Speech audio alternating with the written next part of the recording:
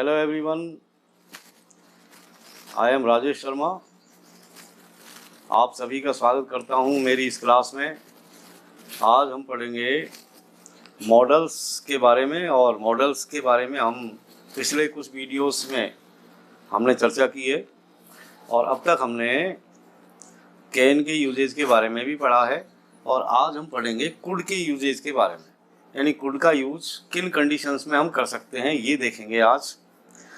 इससे पहले मैं आपको ये भी बताना चाहूँगा कि जो भी नए व्यूअर्स हैं, और यदि आपने मेरा चैनल अभी तक सब्सक्राइब नहीं किया है तो please subscribe my channel, like my videos and share my videos to your friends, and if you are a teacher please share my videos to your students, जिससे कि अधिक से अधिक बच्चों तक मेरे वीडियो पहुँचे और उनको लाभ मिले। तो आइए, let's begin. Uses of could. Could अपने आप में कैन का पास्ट है, ये पास्ट फॉर्म है कैन का, और इसका हिंदी में अर्थ होता है सखा या सखी। तो इसका जो यूज है कुड का, तो पहला हम यूज देखते हैं इसका। एक तो क्या है कि जब हम वाक्य को डायरेक्ट से इनडायरेक्ट स्पीच में लाते हैं तो कैन का कुड कर देते हैं, यानी कुड का यूज इनडायरेक्ट स्पीच में होता है। इनडायरेक्ट स्पीच, इनडायरेक्ट स्पीच के सेंटेंसेज में हम कुड का यूज करते हैं। इनडायरेक्ट स्पीच के सेंटेंसेज में, जैसे हम कुछ एग्जांपल्स देखेंगे। जैसे आप देखिए, ही सेड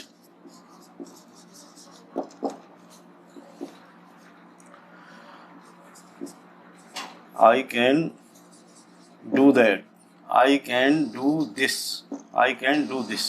जैसे ये कोई सेंटेंस है, डायरेक्ट स्पीच का है क्योंकि इन्वर्टेड कॉमा लगे हुए हैं, वाक्य के दो भाग हैं। और देखिए, जैसे she said I can speak English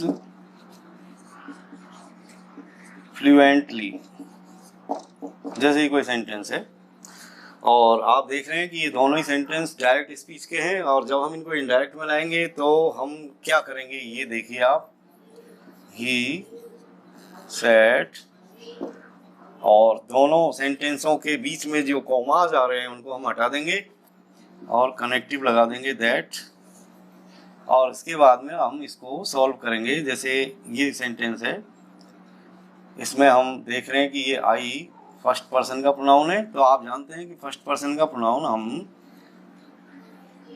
subject के अनुसार चेंज करते हैं, और यहाँ पर आप देख रहे हैं कि ये ही सब्जेक्ट है, तो ये हमने ही कर दिया। अब ये जो कैन आया, इसको हमने कुड में चेंज कर दिया, कुड। और ये दिस जो आया है एडवर्ब, इसको हम दैट कर देंगे।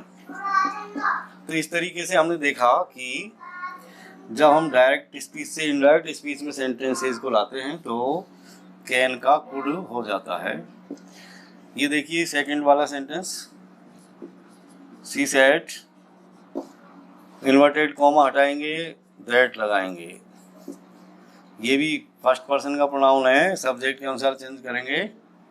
तो सी, ये कैन है, ये कुड में चेंज हो गया। Speak English fluently, fluently. तो इस तरीके से हमने देखा कि जब हम डायरेक्ट स्पीच के सेंटेंसेस को इनडायरेक्ट स्पीच में लाते हैं तो कैन का कुड हो जाता है, यानी कुड का यूज यहाँ पर हम करते हैं। इसके अलावा जब हम कोई पोलाइट रिक्वेस्ट करते हैं या कोई परमिशन लेते देते हैं पास्ट टेंस में, तो हम कुड का यूज करते हैं। Polite request, polite request, polite request में हम कुड का यूज करते हैं। कुछ उदाहरण देखिए आप, जैसे देखिए, could you please give me your book, ये कोई सेंटेंस है। अब कैन या कुड या जब भी कोई मॉडल या हेल्पिंग वर्ब या ऑक्सिलरी सेंटेंस में सबसे पहले आती है, यानी कर्ता से पहले आती है, तो वो क्वेश्चन बन जाता है। तो ये क्वेश्चन मार्क लगाया हमने। जैसे और उदाहरण देखिए, और कुछ examples, some more examples. Could you please pass the salt. और देखिए जैसे could I use your pen. तो इस तरीके से हम देख रहे हैं कि polite request, when we make a polite request we use could.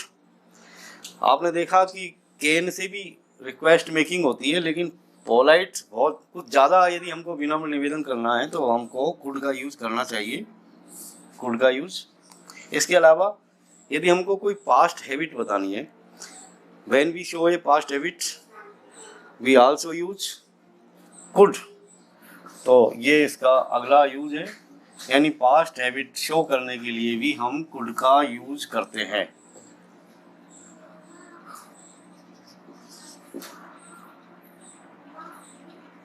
Past habit, past habit show करने में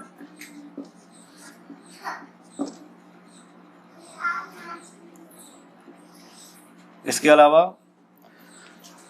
पास्ट हैबिट की जगह हम इस तरह भी कह सकते हैं इसको कि पास्ट एबिलिटी, पास्ट एबिलिटी, ये ज़्यादा बेहतर उपयोग है इसका, एबिलिटी, पास्ट एबिलिटी शो करने में।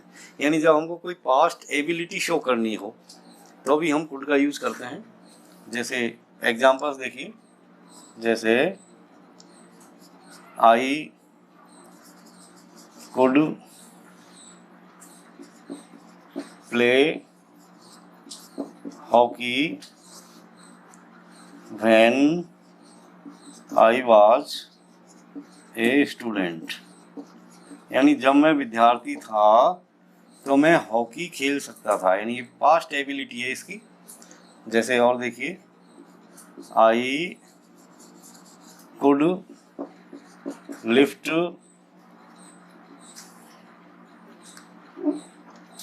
50 kg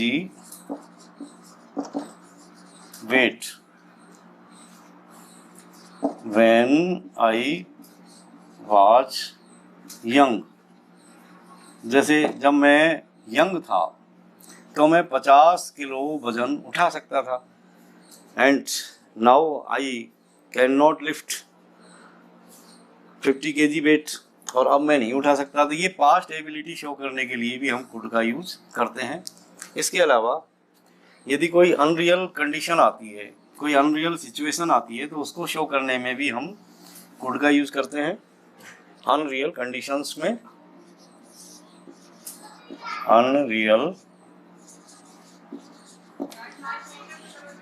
कंडीशंस को बताने में हम कुड का यूज़ करते हैं। अनरियल कंडीशंस, अनरियल जो रियल नहीं है, यानी जिनके होने की कोई पॉसिबिलिटी नहीं है। इनको हम इस तरीके से कुछ उदाहरणों के द्वारा समझ सकते हैं कि जैसे you could pass the examination, तुम परीक्षा पास कर सकते थे लेकिन नहीं कर सके। इसके अलावा और कुछ उदाहरण देखिए, जैसे if I had more money, if I had more money I could by a car. यदि मेरे पास ज़्यादा धन होता तो मैं एक कार खरीद सकता था। अब चूंकि मेरे पास ज़्यादा धन नहीं था इसलिए मैं कार नहीं खरीद सका, so I could not buy a car. जैसे और देखिए, जैसे if you worked hard, if you worked hard you could get good marks. If you worked hard you could get good marks। ये भी अनरियल कंडीशन यहाँ पर से हो रही है कि यदि तुमने ज़्यादा परिश्रम किया होता तो you could get good marks, तो तुमको ज़्यादा अच्छे अंक प्राप्त हो सकते थे। अब चूंकि आपने ज़्यादा परिश्रम नहीं किया so you couldn't get good marks, तो तुमको ज़्यादा अच्छे अंक प्राप्त नहीं हुए। इसके अलावा एक स्पेशल यूज और मैं आपको बताऊंगा कुड का, यानी किसी को क्या करना चाहिए ये बताने के लिए, किसी को क्या करना चाहिए, किसी को क्या करना चाहिए, कि भाई तुमको ये करना चाहिए, किसी को क्या करना चाहिए ये बताने के लिए, ये बताने के लिए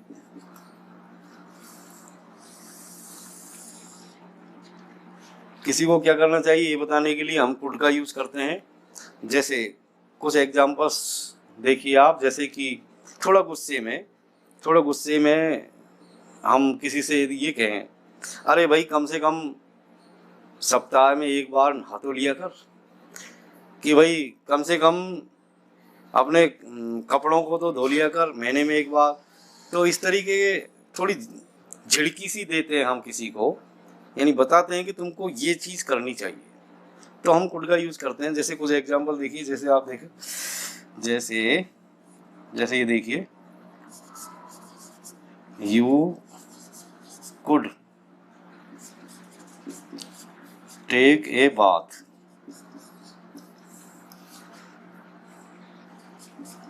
at least once in a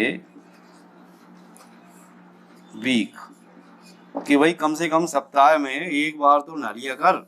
इसका मतलब ये है if you could take a bath at least once in a year, कि कम से कम once in a week, कि कम से कम सप्ताह में एक बार तो नहा लिया कर। तेरे अंदर से your body smell bad, इसलिए आपको ये करना चाहिए। ऐसा करने के लिए भी हम कुड का यूज़ करते हैं, ये बताने के लिए स्पेशल यूज़ है। आज के लिए हम इतना ही, that's all, thank you all of you.